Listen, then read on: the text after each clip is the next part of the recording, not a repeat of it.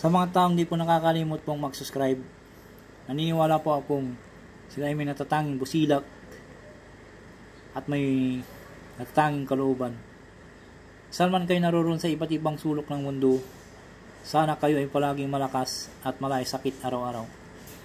Pagpalang umaga, tanghali o gabi sa inyong lahat. Sa mga taong hindi po nakakalimot pong mag-subscribe, maraming salamat po sa inyong lahat.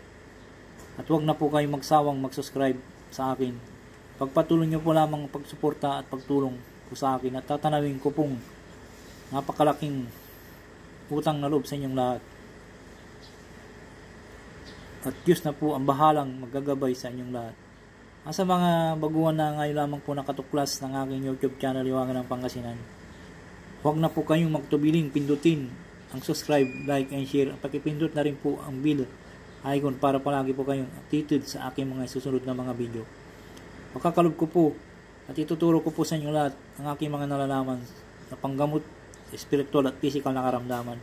At lahat ng mga panggamot na mga orasyon, dito po lamang matutuklasan sa Hiwagan ng Pangasinan.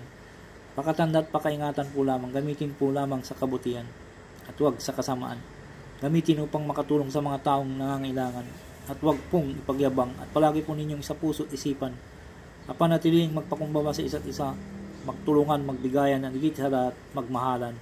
At huwag makalimot pong tumulong sa mga taong hiniga po sa hirap ng buhay at ito ay malaking kayamanan sa langit sa pagtulong sa kapwa at hindi matutumbasan sino man. Kaya ang Diyos na po ang bahalang magsusukli sa lahat po ninyong ginagawang mga kabutihan. At ipagkakalob sa inyong lahat ang siksik, dikdik at tumapaw ng pagmamahal ng ating Diyos amang makapangyarihan sa lahat.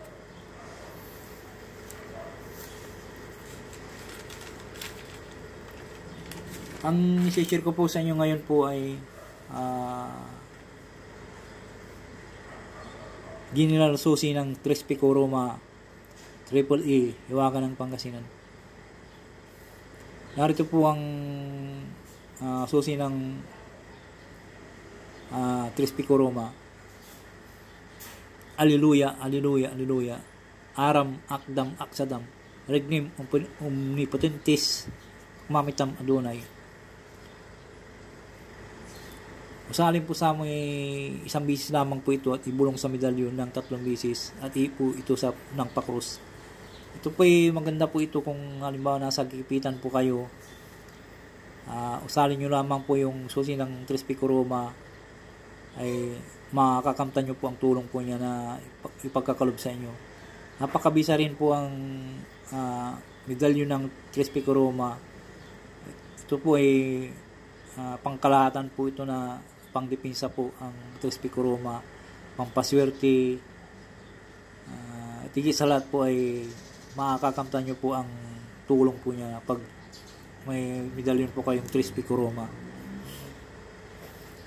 Dapat po ito ay pakaingatan lamang po ito, huwag mo pong ipagyabang mga kon po.